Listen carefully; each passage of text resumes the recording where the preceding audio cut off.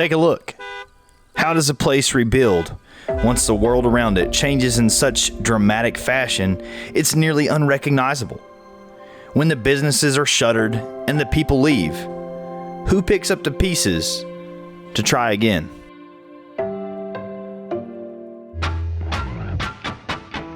I've heard it said, where we are affects who we are. And I think we have the chance to understand ourselves better if we understand where we come from. Hi, my name's Josh, and I'm producing this series with PBS Appalachia to explore the towns that so many people still call home, their hometown, to unearth remarkable stories and the people behind them. Hometowns is about exploring the communities that make small-town America unique. This season, I'll take you on a journey off the beaten path through Southwest Virginia. And don't get me wrong, this place has its warts, but if that's all I showed you, you'd miss out on the remarkable beauty of its natural wonders and the rich depth of its cultural heritage, that in a sense are at the heart of what it means to be an American.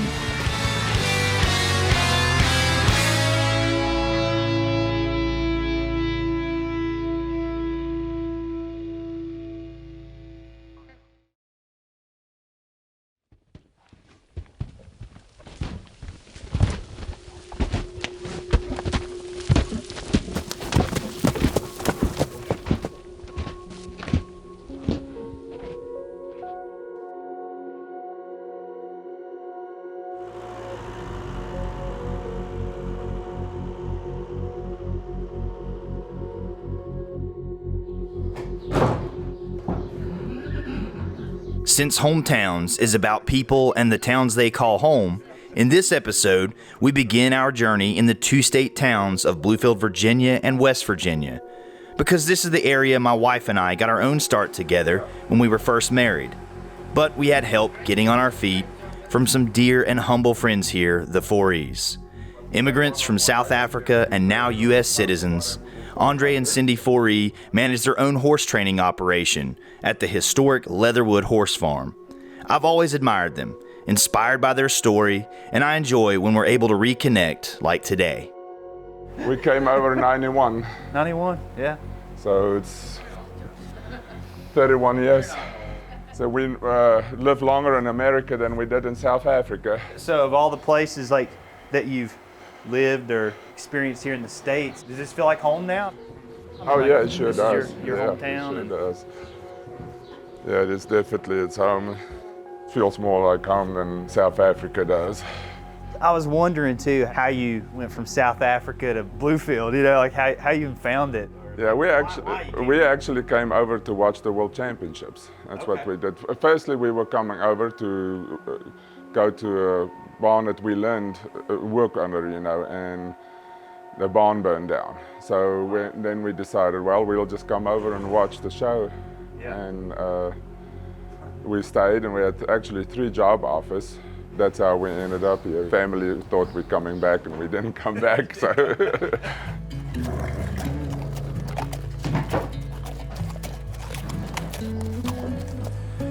During our conversation together, Andre shared with me some of the fascinating history behind Leatherwood Farm. It is the oldest continually running saddlebred horse farm in the United States, and the first farm to purchase a $1 million horse by the name of Sultan Santana. The farm was so prominent that President John F. Kennedy, the JFK, stayed here in Bluefield with the owners while campaigning throughout the coal fields of southern West Virginia.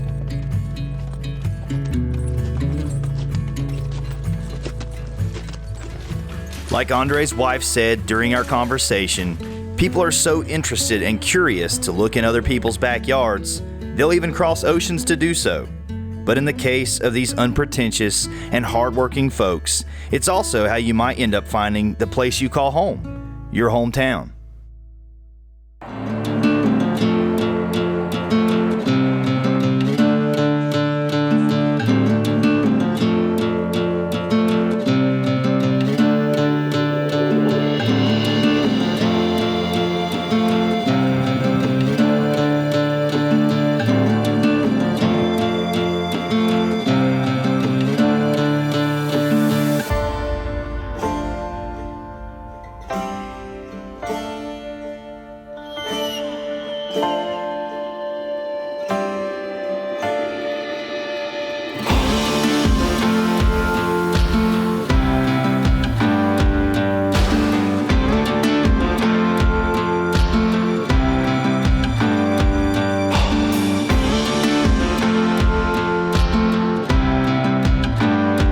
my friends at the old Leatherwood farm, which itself sits on the state line between Bluefield, Virginia and West Virginia, it becomes rather apparent to me that Bluefield really is two distinct towns, one in Virginia and the other West Virginia.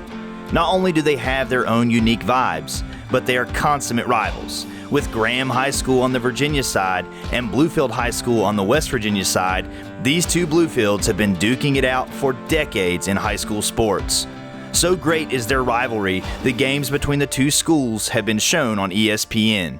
And in 2019, their shared Mitchell Stadium was named America's best high school football stadium.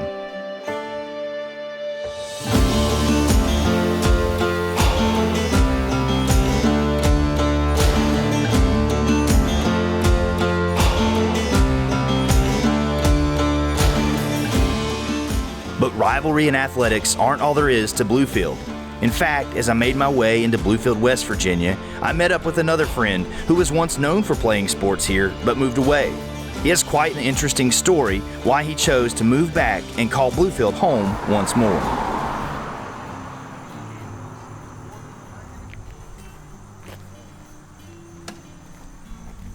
So what do we have here? What is this place? What are you doing? This is the Lead Program Community Garden. A couple years back, I kind of got into gardening myself, growing my own food. And then when I actually came back home, I figured this was a great way to start community building and getting the kids involved in something different. You know, Bluefield is such a big sports town. You know, this is kind of out of the norm for them, you know, out of their comfort zone. Right, yeah. And then so I seen that there was a disconnect between the older generation and the younger generation.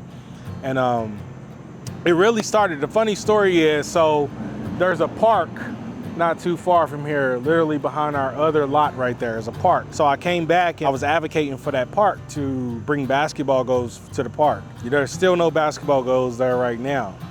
The neighbors kind of had a problem with the goals being there because it would bring a big crowd and it would kind of get a little rowdy sometimes. So what I noticed with the neighbors was a lot of them loved gardening.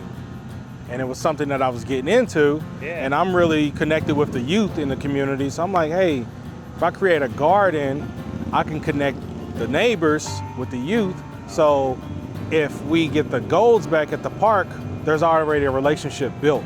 Right. So it was just a strategy to really connect the community and connect the older generation and the younger generation. Why did you come back to Bluefield? I was in Knoxville, Tennessee, and I was working, and things were pretty good down there, but I wasn't moving with any purpose. Right. I wasn't moving with any purpose, so I'm just doing my daily morning prayer in the garden that I had down there. And I'm just talking to God, and I feel like I heard him tell me to come back. And ever since I've came back, it's been a different change in the community, and I think this is my purpose. It's been a little rough, it's been a journey, yeah. But slowly but surely it's working. It's working. I mean, every single one of these neighbors right here, I can go to their house, have tea with them, sit on their back porch, connect with them. Yeah. And they come over to the garden all the time. We sit, we talk. So it's slowly but surely working. It's all a process. Yeah. The community has, donated a little bit, money here and there. We've had supporters, businesses, organizations donate some. But my biggest way of funding my program and funding this is, it's funny.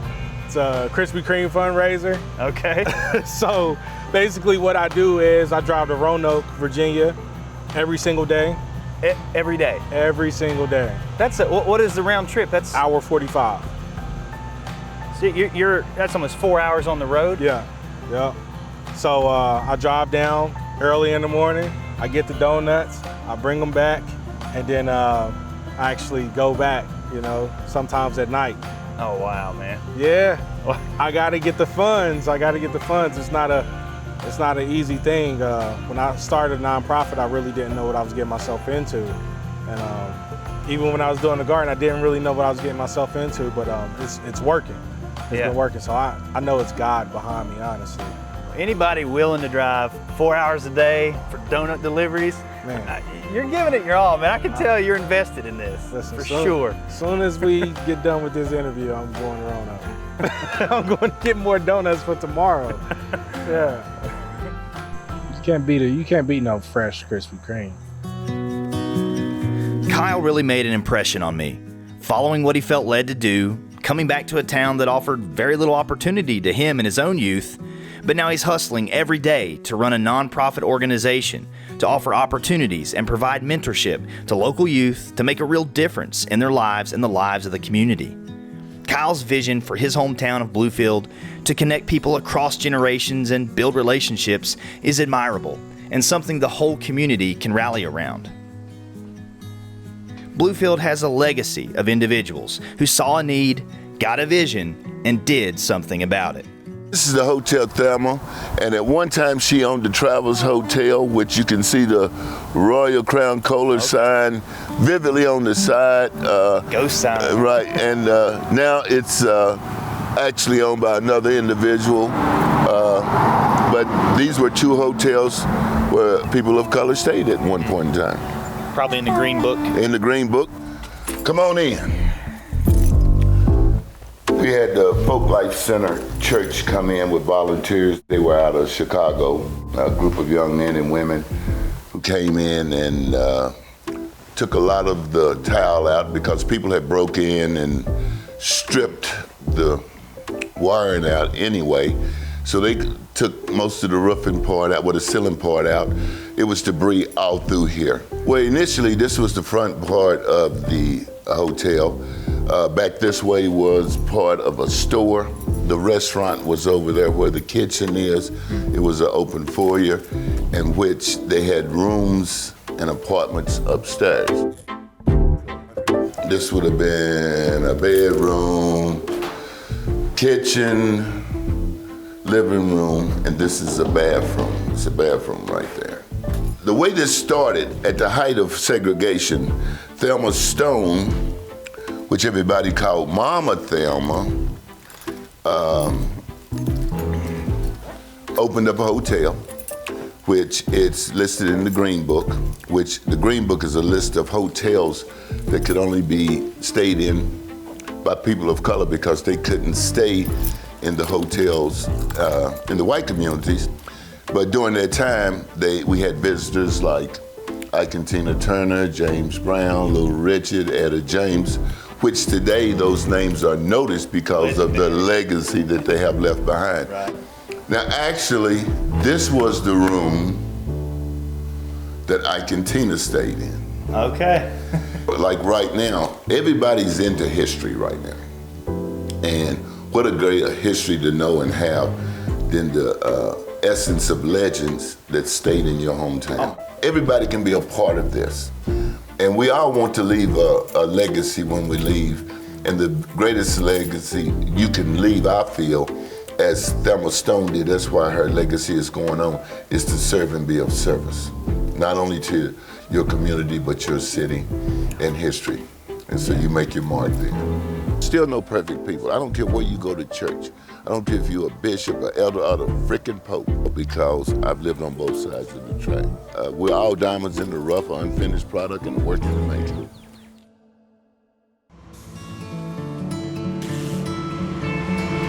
Making a mark. Industries like coal and rail have certainly done that here as well.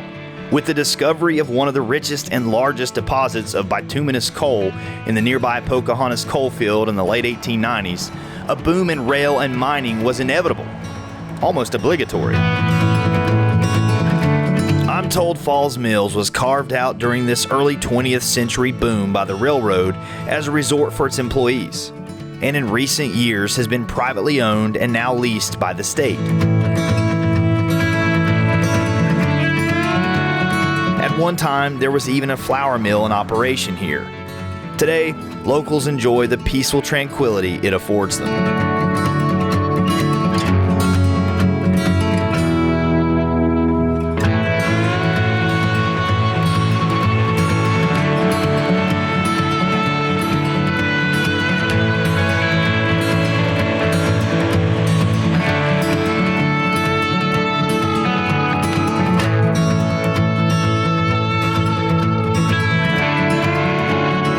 When traveling to Pocahontas, I stopped in the small community of Nemours.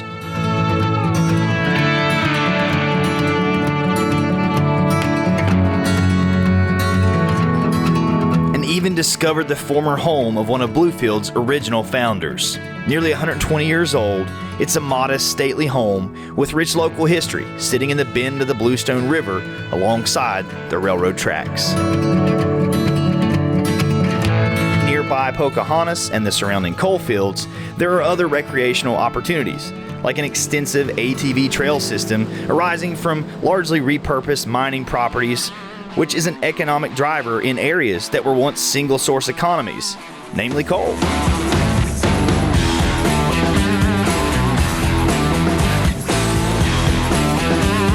Pocahontas was Virginia's first coalfield boomtown during the early 20th century and is also home to the first exhibition coal mine in the world and the only one in Virginia. It is a National Historic Landmark and is on the Virginia Landmarks Register, which is a list of important historic properties in the Commonwealth. Today I was fortunate to catch a near personal tour with local guide Michelle Krieger. I always like to start my tours out here and point out behind this fenced-in area is what's known as an outcrop. It was actually an outcrop a lot like this one here that caused this whole coal field to originally be discovered. As I listened to Michelle recount the history of how this mine came to be, I was struck by the sheer chance and randomness of it all. A blacksmith named Jordan Nelson decided he no longer wanted to live where he was, so he traded his property for this property, on which the coal would soon be discovered. But only after he awoke one morning to realize his cow was missing. So after traipsing across his property in search for her, he came across black shiny stones, which he at first presumed to be tar. As a blacksmith, he thought he could melt them down and reuse them for his forge, only to find out, as he tried to melt them down, they grew hotter and hotter. Word spread rapidly of this incredible fuel source, and people came from all over to purchase it.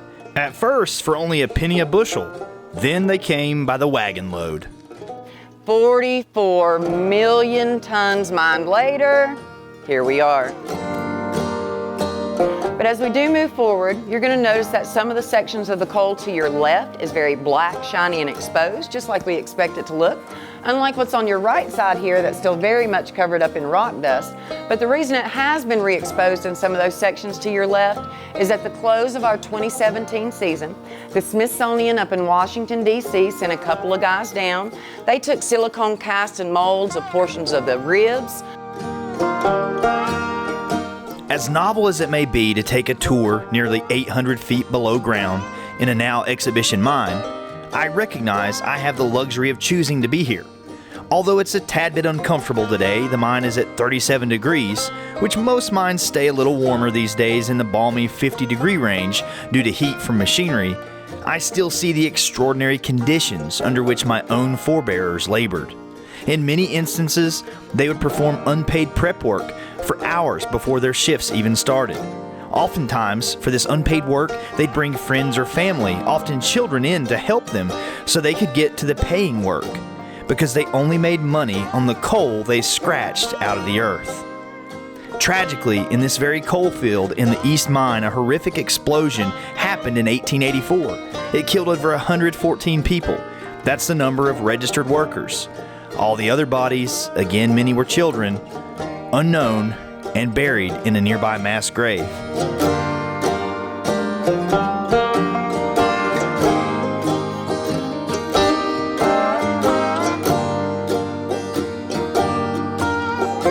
The tyrannical and often oppressive stranglehold mine owners held over the lives of their laborers is unimaginable by modern sensibilities. Yet this is what people endured to provide for their families despite the associated risks. Nearly 80% of mine workers in West Virginia and Southwest Virginian coal fields lived in coal towns owned entirely by the mines. They weren't paid in federal currency, but rather in tokens called scrip, and ruled with an iron fist and private police force, along with enforcers like the Baldwin Felts Agency, headquartered in Bluefield. It was these very agents who gunned down and murdered Sheriff Sid Hatfield and his deputy at midday on the nearby courthouse steps of McDowell County after rumors spread of their sympathies for labor unions. This ultimately led to the explosive mine wars of the early 1920s and the Battle of Blair Mountain that saw the largest armed uprising since the North and South had locked horns in bloody battle. Federal troops and air support were even called in to put down the striking mine workers who felt their constitutional rights, like freedom of assembly and freedom of speech, had been denied.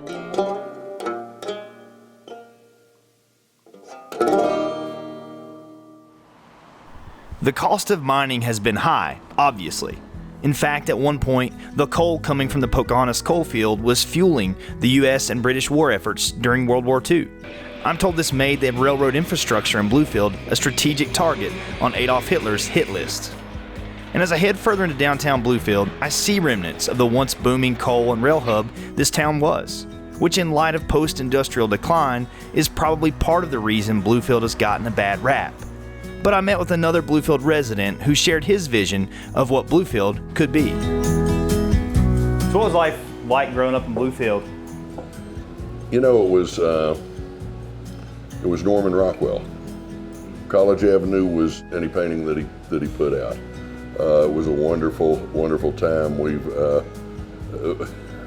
I remember the Saturday matinee, and as I recall, my parents would give me a quarter, and I'd ride the bus to downtown, and I'd go to the Saturday matinee. Maybe I had to take a bottle cap or two to get in, and got me popcorn and a drink and a bus ride home. So, but it was a wonderful place. I mean, you know, the kids would go out and play, and Mom would say, be home by dark, and it didn't make any difference where we were. We weren't going to get in any trouble. Nobody was going to, you know, it was just a safe, wonderful, wholesome place to grow up. How do you feel like Bluefield has changed in your time here?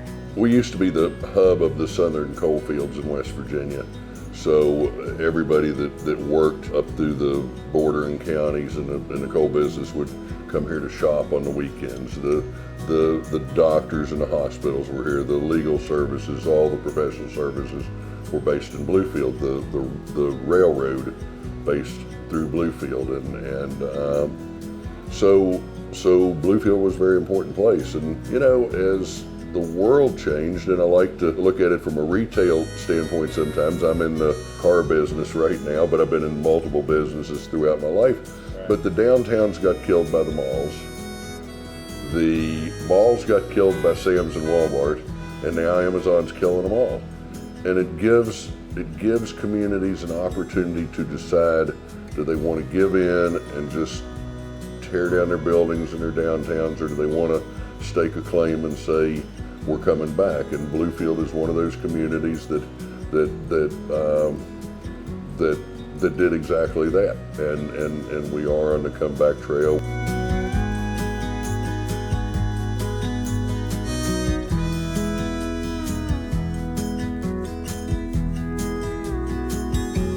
Places like Bluefield stand on the edge of the future, looking to its past for lessons that can be learned. Many still choose to call it their hometown, and as you've seen, people have crossed oceans to do so. Some felt drawn to return, and others, with an eye to what once was, are determined to invest in what could be.